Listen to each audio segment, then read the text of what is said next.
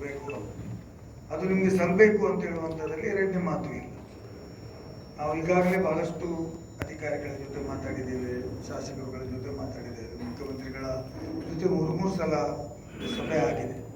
ಅವರೇ ಆರ್ಥಿಕ ಮಂತ್ರಿ ಆಗಿರುವುದರಿಂದ ಅದೇ ರೀತಿ ಆರ್ಥಿಕ ಇಲಾಖೆಯ ಕಾರ್ಯದರ್ಶಿಗಳ ಹತ್ರ ಕೂಡ ಮಾತುಕತೆಗಳಾಗಿದ್ದಾವೆ.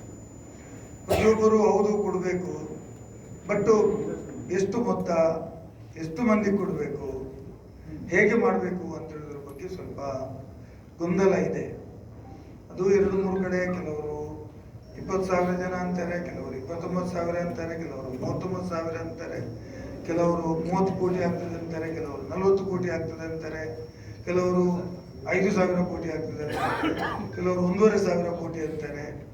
ಒಟ್ಟಿಗೆ ಒಂದು ಗೊಂದಲಮಯವಾದ ವಾತಾವರಣ ಇದೆ. ಹಾಗಾಗಿ ನಾನು ಈ ಸಲ ಮುಂದೆ ನಡೆಯುವಂತ ಏನು ಅಧಿವೇಶನ ಇದೆ ಅದರಲ್ಲಿ ಕೂಡ ಇದನ್ನು ಪ್ರಸ್ತಾಪ ಮಾಡಬೇಕು ಅಂತ ಈಗಾಗಲೇ ಸೂಚನೆಗಳನ್ನು ಕಳಿಸಿದ್ದೇನೆ. ಮತ್ತು ಪ್ರಸ್ತಾಪನೆ ಮಾಡಿ ಸರ್ಕಾರದ ಉತ್ತರ ಏನು, ಯಾವ ರೀತಿ ನೀವು ಇದನ್ನು ಪರಿಹಾರ ಮಾಡ್ತೀರಿ ಅಂತ ಹೇಳುವುದನ್ನು ಕೂಡ ನಾನು ಸರ್ಕಾರದ ಗಮನವನ್ನು ಸೆಳೆದು ಸರ್ಕಾರದ ಮೂಲಕ ಉತ್ತರವನ್ನು ಪಡೆಯಬೇಕು ಅಂತ ತೀರ್ಮಾನ ಮಾಡಿದ್ದೇವೆ. ಈಗಾಗಲೇ ಅನೇಕ ಮಾಹಿತಿಗಳನ್ನು ನಾನು ಸಂಗ್ರಹ ಮಾಡಿದ್ದೇನೆ, ಯಾವ ರೀತಿ ಹೇಗೆ ಅಂತ. ಎಲ್ಲ ನನಗೆ ಬೇಕಾದಷ್ಟು ಮಾಹಿತಿಗಳನ್ನ ಇಷ್ಟು ದಪ್ಪ ಆಗಿದೆ ಉಂಟು ನನ್ನ ಹತ್ರ. ಯಾವಾಗ ಚರ್ಚೆಗೆ ಬರ್ತದೋ ಆವಾಗ ನಿಮ್ಗೆ ಗೊತ್ತಿದೆ ಚರ್ಚೆಗೆ ಹೇಗೆ ಬರ್ತದೆ, ಒತ್ತಡಗಳು ಹೇಗಿರ್ತದೆ ಗೊತ್ತಿದೆ. ಹಾಗಾಗಿ ಚರ್ಚೆಗೆ ಬಂದ ತಕ್ಷಣ ನಾನು ಬೇರೆಯವರ ಶಾಸಕರುಗಳ ಸಹಾಯವನ್ನು ಕೇಳಿದ್ದೇನೆ. ಇತರ ಪದವೀಧರರು, ಶಿಕ್ಷಕರ ಪ್ರತಿನಿಧಿಗಳು, ಇವರೆಲ್ಲ ಶಾಸಕರುಗಳು ನಮ್ಮ ಸದನದಲ್ಲಿ ಇದ್ದಾರೆ. ಅವರ ಸಹಾಯವನ್ನು ಕೂಡ ಪಡೆದು ಅವರಿಗೂ ಇದರ ಬಗ್ಗೆ ಸ್ವಲ್ಪ ಮಾಹಿತಿ ಕೊಟ್ಟು ಇದು ಒಂದು ಸಮಸ್ಯೆಗೆ ಇಲ್ಲಿ ಯಾವ ಕಡೆ ಪರಿಹಾರ ಕಂಡುಕೊಳ್ಳಬೇಕು ಅಂತ ಹೇಳೋ ದೃಷ್ಟಿಯಲ್ಲಿ ಮತ್ತು ನಿಮ್ಮ ಹೋರಾಟದ ಏನು ರೀತಿ ಇದೆ ಅದನ್ನು ಕೂಡ ಅವರಿಗೆ ವಿವರಣೆ ಮಾಡಿ ಇದು ಅವರ ಹಕ್ಕನ್ನು ಅವರಿಗೆ ಕೊಡಬೇಕು, ಅದನ್ನು ಯಾವ ರೀತಿ ಕೊಡ್ತೀರೋ ಸರ್ಕಾರ ತೀರ್ಮಾನ ತಗೊಳ್ಬೇಕು ಅಂತ ಹೇಳೋದ್ರಲ್ಲಿ ನಾನು ಕೆಲಸವನ್ನು ಮಾಡ್ತಾ ಇದ್ದೀನಿ. ಅಷ್ಟರಲ್ಲಿ ನಿಮ್ಗೆ ಗೊತ್ತಿದೆ ಯಾವುದೇ ವಿಚಾರಗಳು ಬಾಕಿ ಉಳಿದು ಬಿಟ್ಟರೆ ಮತ್ತೆ ಹೋರಾಟನೇ ಗತಿ. ಅದು ಬಾಕಿ ಉಳಿದು ಬಿಟ್ಟಿದೆ. ಹಾಗಾಗಿ ಆವಾಗಲೇ ಹೋರಾಟ ಮಾಡಲಿಕ್ಕೆ ನಮ್ಮ ತಪ್ಪು ಮಾಡುವಾಗಲೇ ತಿದ್ದಿದ್ರೆ ಸುಲಭ.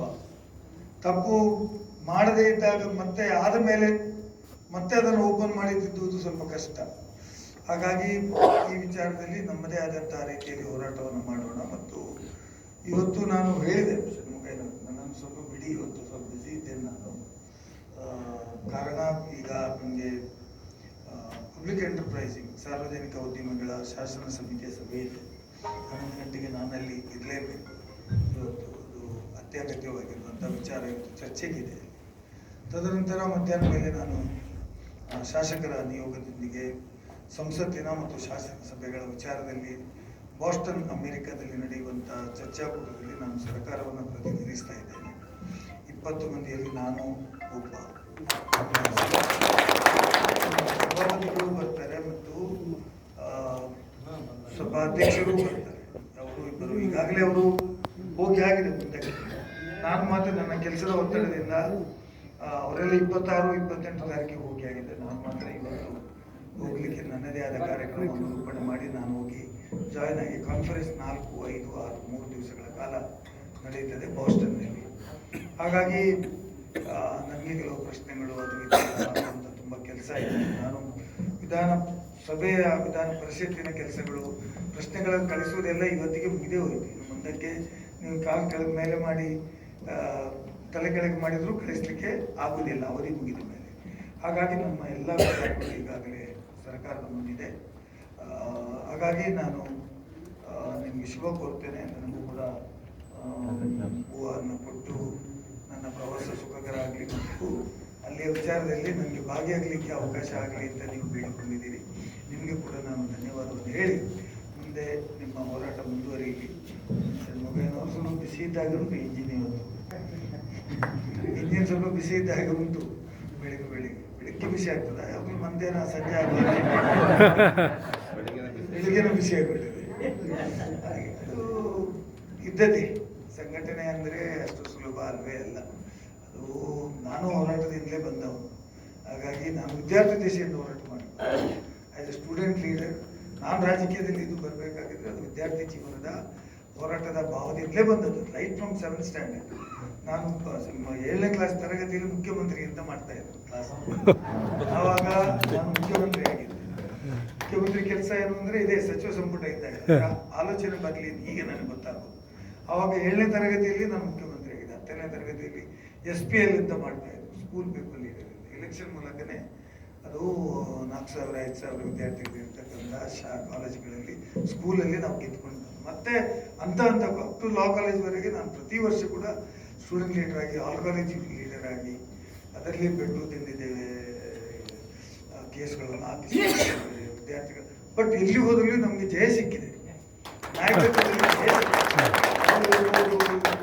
ವಿದ್ಯಾರ್ಥಿಗಳಿಗೆ ಕ್ಯಾರಿ ಓವರ್ ಸಿಸ್ಟಮ್ ಇರ್ಬೋದು ಅಂತ ದೊಡ್ಡ ವಿಚಾರಗಳ ಬಗ್ಗೆ ಮಂಗಳೂರು ವಿಶ್ವವಿದ್ಯಾನಿಲಯ ಪ್ರಾರಂಭ ಆದಾಗ ಯೂನಿವರ್ಸಿಟಿ ಚಲೋ ಅಂತ ಹೇಳೋ ದೊಡ್ಡ ಮಾಡಿ ಸುಮಾರು 25,000 ವಿದ್ಯಾರ್ಥಿಗಳನ್ನು ನಾನು 30 ಕಿಲೋಮೀಟರ್ ನಡೆಸಿಕೊಂಡು ಹೋಗಿ ನಮ್ಮ ಪ್ರತಿಭಟನೆಗಳನ್ನು ಮಾಡಿ ನಾವು ಆಗದೆ ಬಿಡುವುದಿಲ್ಲ ಅಂತ ಹೇಳುವ ರೀತಿಯಲ್ಲಿ ಮಾಡಿ ನಾವು ಜಯವನ್ನು ಗಳಿಸಿದ್ದೇವೆ. ಹಾಗಾಗಿ ಹೋರಾಟ ಅಂದರೆ ಅದರಲ್ಲಿ ಹಿಂದೆ ಮುಂದೆ ಆಚೆ ಹೋಗುವುದು ಈಚೆ ಹೋಗುವುದು, ಒಬ್ಬೊಬ್ಬರು ಮಾತಾಡೋದಿದ್ದೇ ಇರ್ತದೆ. ಅದು ಸಹಿಸದೇ ಇದ್ದವನು ನಾಯಕನಾಗಲಿಕ್ಕೆ ಸಾಧ್ಯನೇ ಇಲ್ಲ. ಅದು ಸಹಿಸಿಕೊಂಡ್ರೆ ನಾಯಕತ್ವ ಬರೋದು. ಎಲ್ಲ ಒಳ್ಳೇದು ಹೇಳುವುದಾದ್ರೆ ನಾಯಕತ್ವಕ್ಕೆ ಯಾಕೆ? ಅದಕ್ಕೆ ಅವರು ಮೊದಲೇ ಹೇಳಿದ್ರು, ಯುಗಾದಿ ಅಂದರೆ ಕಹಿ ಬಿಡಬಹುದು, ಸಿಹಿ ಬಿಡಬಹುದು.